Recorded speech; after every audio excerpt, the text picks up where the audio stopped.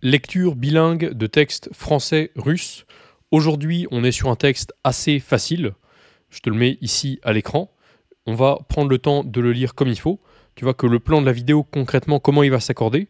On va d'abord avoir une première lecture en français, puis une lecture en russe. À ce moment-là, je t'inviterai à répéter avec moi pour bien t'accoutumer à la prononciation. C'est important de travailler la prononciation. Et ensuite, on va l'analyser ligne par ligne. Donc vraiment chaque mot, avec chaque verbe, à quel temps il est conjugué, si c'est perfectif, imperfectif.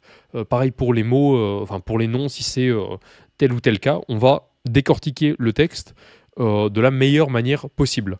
Donc juste avant de commencer, si tu es débutant, tu dois connaître l'alphabet russe. Donc je t'invite à cliquer sur le lien dans la description.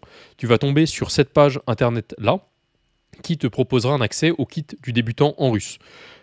C'est impératif que tu y aies accès, que tu l'aies suivi, notamment pour le cours qui s'appelle l'alphabet russe en 7 jours. Parce que si tu ne connais pas l'alphabet russe et les règles de prononciation basique, eh bien tu ne comprendras rien à cette vidéo parce que c'est le prérequis pour la suivre. Donc si tu es débutant ou si tu sens que tu as besoin d'un petit rafraîchissement par rapport à l'alphabet russe, tu cliques sur le lien en description, tu appuies sur le petit bouton vert, enfin sur le gros bouton vert en plein milieu de l'écran, tu rentres ton prénom, ton email et tu accèdes à tout cela.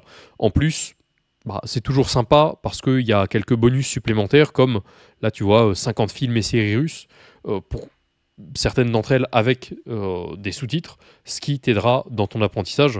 Et voilà, il y a des petites surprises supplémentaires que je te laisserai découvrir. Donc tu cliques, tu mets ton prénom, ton email, et tu reçois ça d'ici quelques minutes.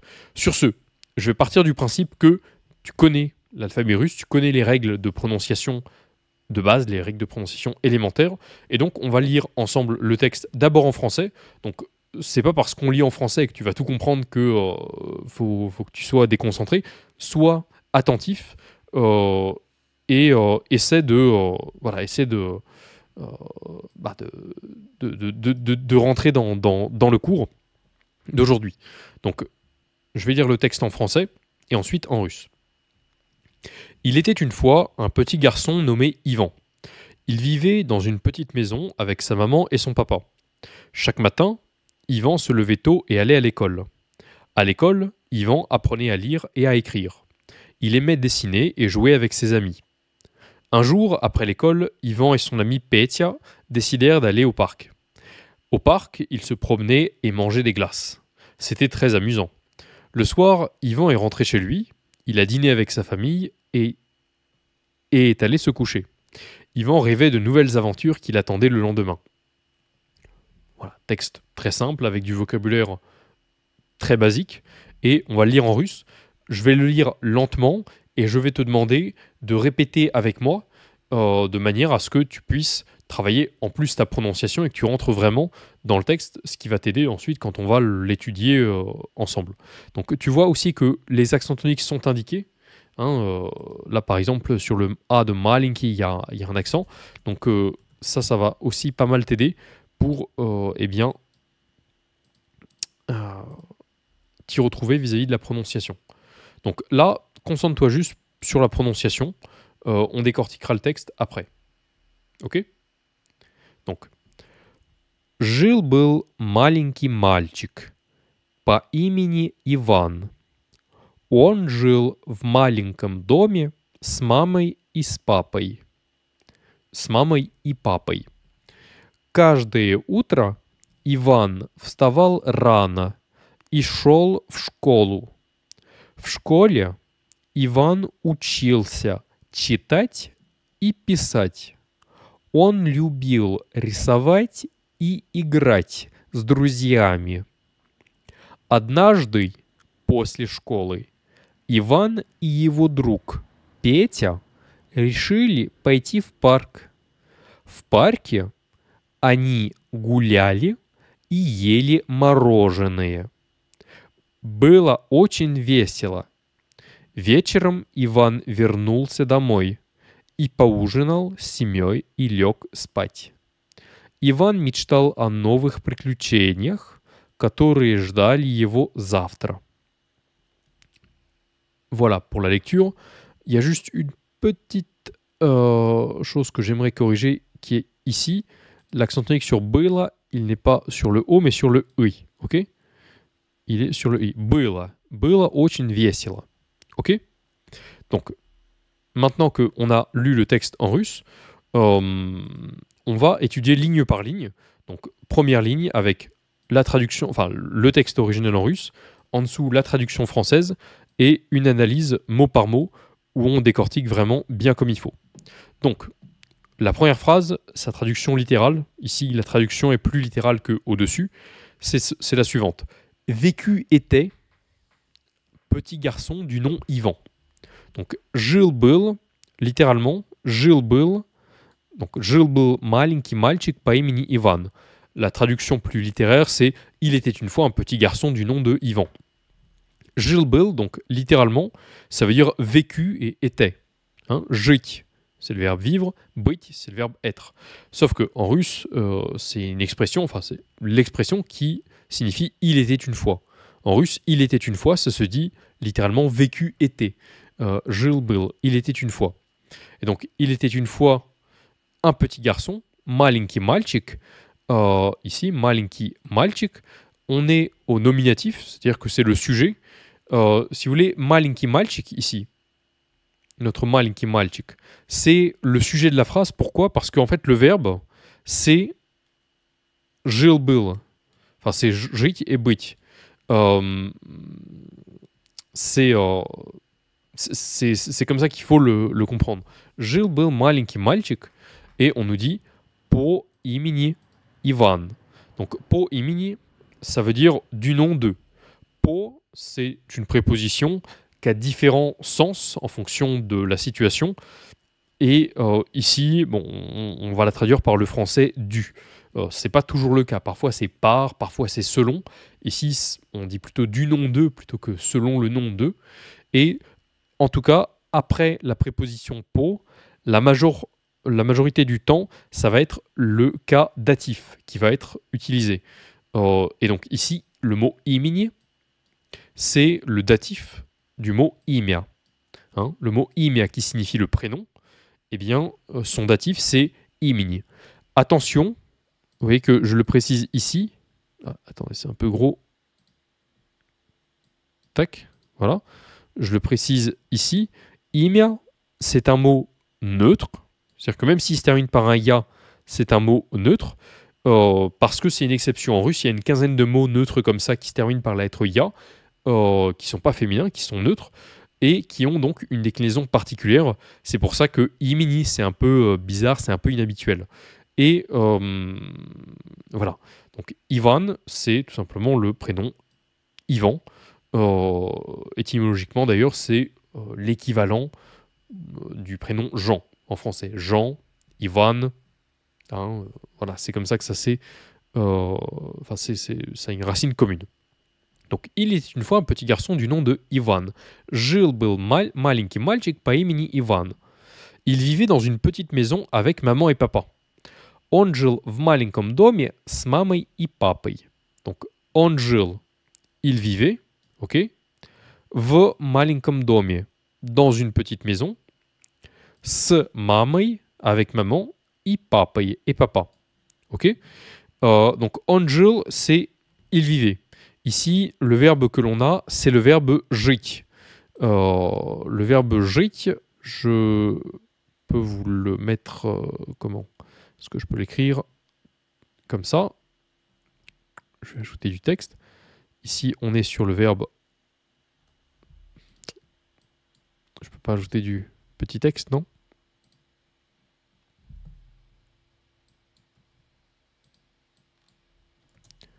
Voilà, c'est le verbe жить. Il est un peu gros, mais je vais le rétrécir. Voilà. Tac. Encore. Voilà. Donc, on a ici le verbe жить, qui signifie vivre. Et il se trouve que ici, avec la terminaison L, il est au passé. Hein. Жил, c'est le verbe vivre au passé dans sa terminaison masculin. Voilà. Ensuite, он жил, et où est-ce qu'il vivait? Il vivait в маленьком доме. В маленьком доме, c'est le locatif, okay, qu'on appelle aussi prépositionnel, de маленький дом. Hein. Маленький дом au nominatif, ça devient маленьком доме au locatif. Hein, ça prend cette terminaison-là. Доме, voilà, on ajoute un i. Et маленький, le i devient ом. C'est la terminaison d'un adjectif normal hein, au datif. Au locatif, pardon. J'ai dit datif, non, c'est le locatif. Le datif, on l'avait vu juste au-dessus avec imia qui devient imi. Donc, voilà, comme je vous dis, c'est la préposition dans qui, dans cette situation, est utile avec le locatif, enfin, qui régit le locatif dans cette situation.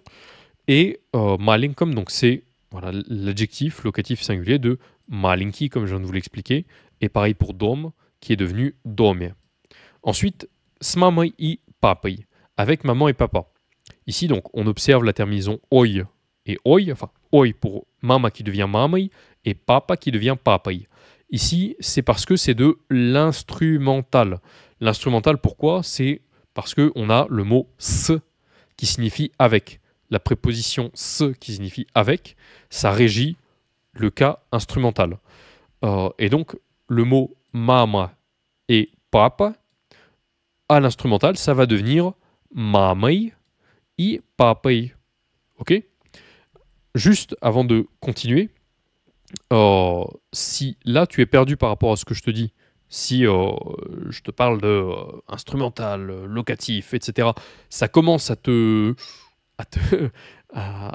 t'inquiéter, si tu commences à avoir une goutte de sueur ici, encore une fois, va dans le lien en description, tu récupères ton kit du débutant et tu regardes la vidéo qui s'appelle les déclinaisons russes en 10 minutes. Je t'explique en 10 minutes tout ce qu'il faut savoir sur les déclinaisons.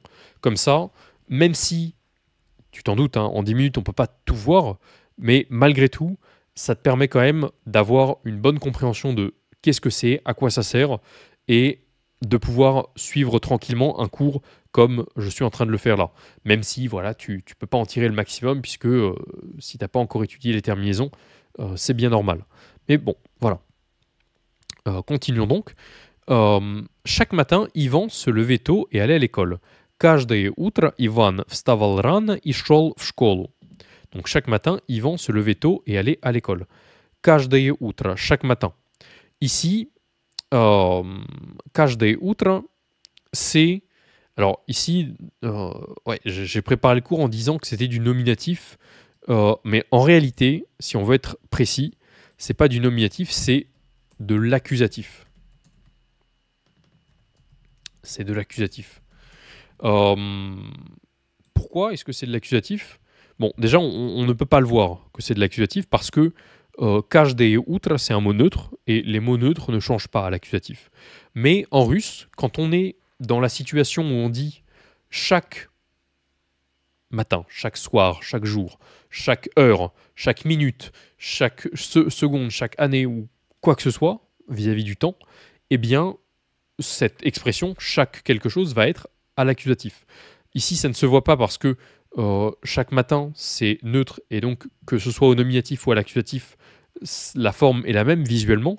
Mais si je prends par exemple chaque minute, ça va pas être каждая минута, ça va être каждую минуту. Ok? Pareil, chaque semaine, ça va pas être каждая неделя, mais каждую неделю.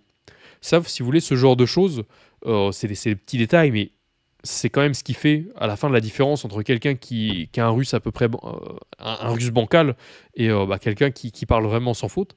Et ça, c'est le genre de choses qu'on voit dans les cours privés. J'en parlerai en fin de vidéo.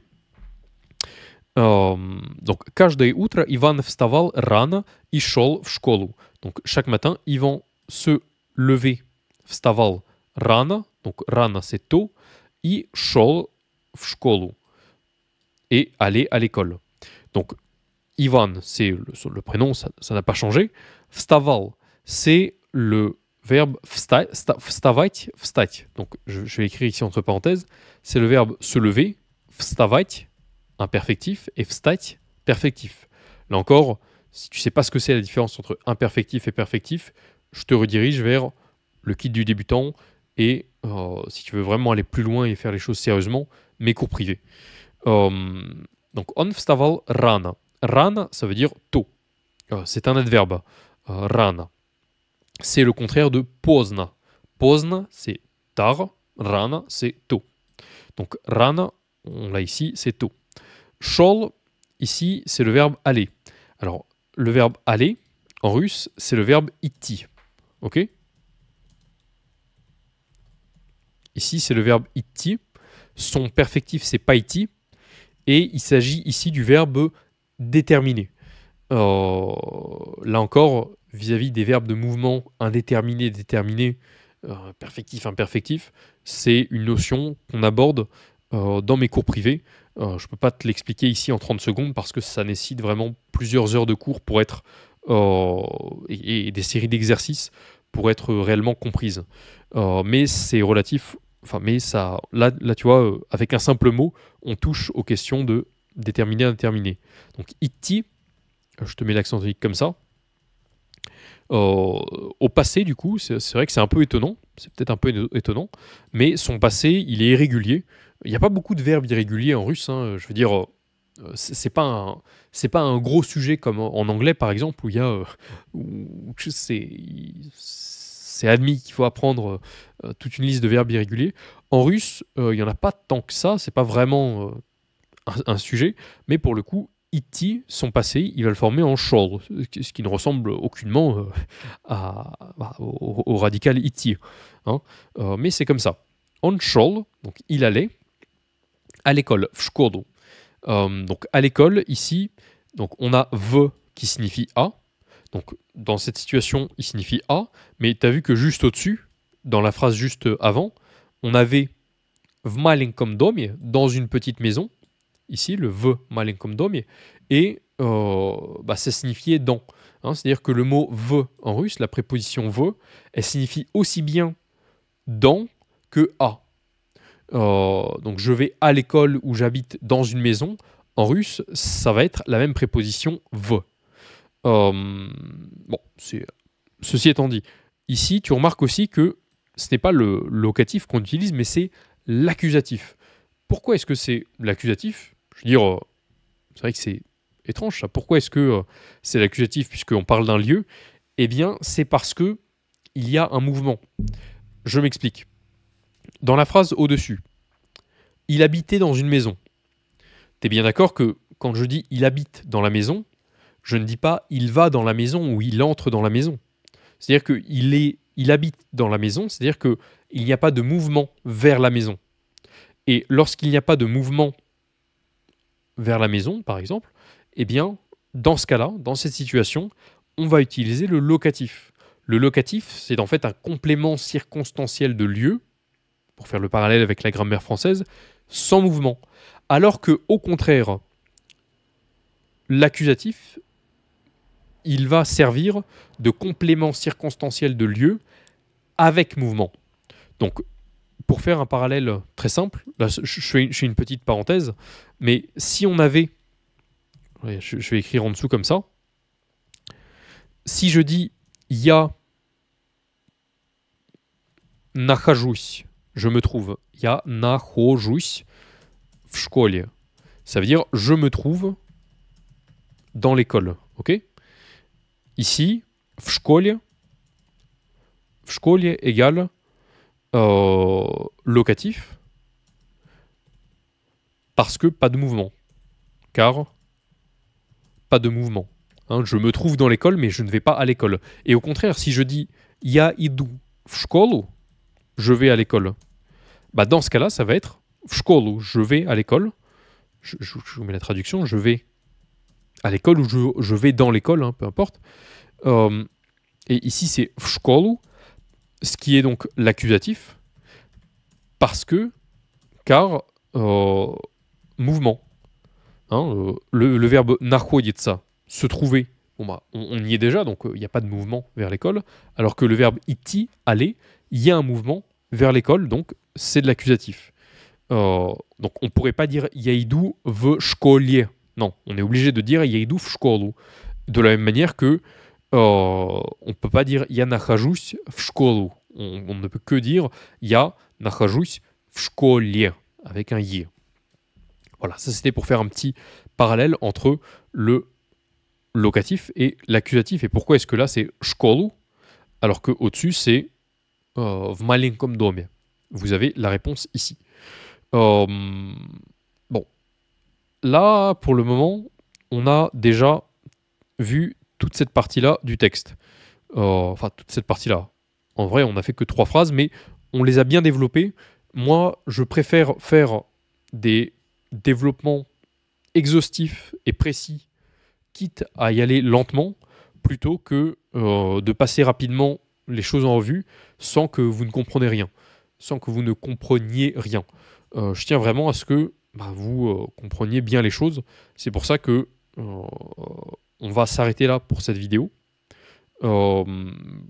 Écoutez, ce que je vous propose, c'est, si ce concept vous plaît, dans ce cas-là, je vais la terminer. C'est-à-dire que je vous ferai une prochaine vidéo où je terminerai l'analyse de ce texte.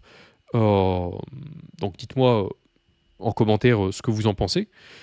Si ça vous plaît, si vous aimez bien la manière dont j'explique, si vous voulez peut-être plus ou moins d'explications. Bref, vos retours m'aident à faire des meilleurs cours. Donc j'en suis friand. Et donc écoutez, si vous voulez aller plus loin, parce que là, c'est les vidéos YouTube publiques où je vous fais des petites vidéos comme ça, par-ci par-là de 20 minutes, parce que voilà, c'est en public et c'est plus pratique. Si vous êtes vraiment sérieux dans votre démarche d'apprentissage du russe, laissez-moi un instant que je vous montre ce qu'il y a à vous montrer. Vous allez sur mon site internet russedébutant.fr. Ok ? Vous tapez, vous cliquez sur Programme et vous prenez donc le premier lien. Il s'agit des 300 heures de cours. Pour vous expliquer concrètement de quoi il s'agit, vous avez une page de présentation avec toutes les informations détaillées, mais au-delà de ces explications-là, il s'agit d'un programme, en fait du programme, je peux le dire ouvertement, qui est le plus complet aujourd'hui en francophonie. C'est-à-dire que, pourquoi est-ce que c'est le plus complet?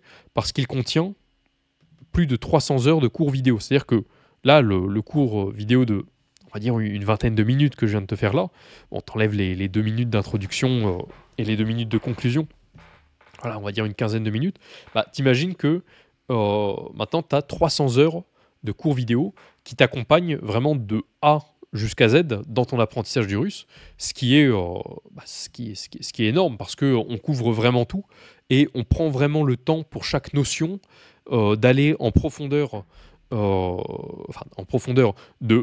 l'avoir d'une manière exhaustive, avec beaucoup d'exercices, avec beaucoup d'explications, de manière à ce qu'on soit sûr que tout soit compris, ce qui fait que les élèves qui actuellement sont les plus avancés dans ces cours, ils maîtrisent les déclinaisons des noms, des adjectifs, on voit aussi la déclinaison des chiffres et des nombres, tout ce qui est les verbes de mouvement, déterminé, indéterminé, des choses plus basiques aussi comme les verbes perfectifs et imperfectifs, ça on les voit très rapidement.